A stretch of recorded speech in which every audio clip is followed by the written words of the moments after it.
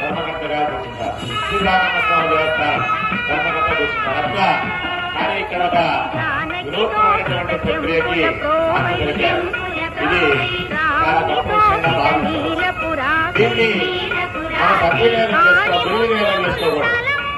ఎందుకంటే చేసేటువంటి అయ్యాళ్ళకు కానీ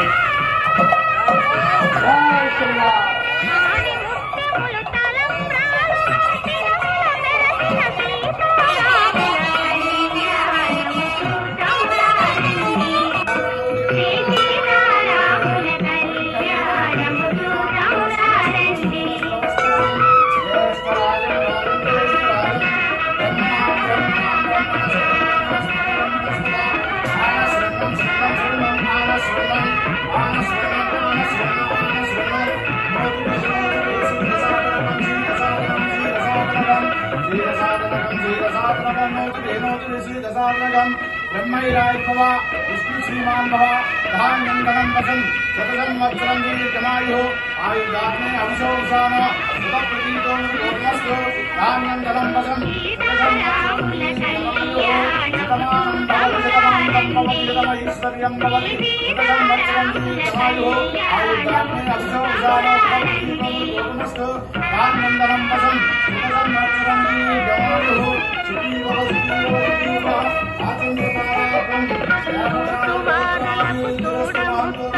పుణ్య పురుషులకు ధన్య భాగ్యమట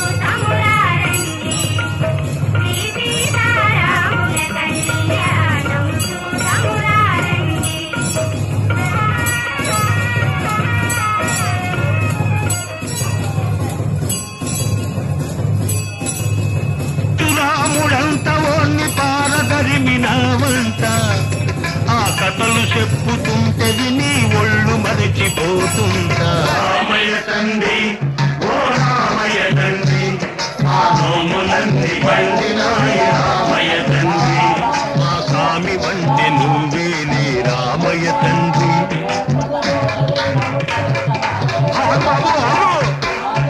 అయ్యా నీ వస్తుందా బాబు నీ వస్తుందా అయ్యా నీ వస్తుందా బాబు నీ వస్తుందా. నీ కాలు దుమ్ము సోకి రాయి ఆటది అయినాదంట. నాకు తెలుసులే నా నావ మీద కాలు పెడితే ఏమవుతాదో తంట. నీ కాలు దుమ్ము సోకి రాయి ఆటది అయినాదంట. నా నావ మీద కాలు పెడితే ఏమవుతాదో తంట. దయ చూపి ఒక్కసారి కాళ్ళు కడగనీయమంట. మూడు మూర్తులు మూర్తి వంట రామయ్య తండ్రి ఓ రామయ్య తండ్రి మా నోములన్నీ పండినాయి రామయ్య తండ్రి మా స్వామి వంటి నువ్వేలే రామయ్య తండ్రి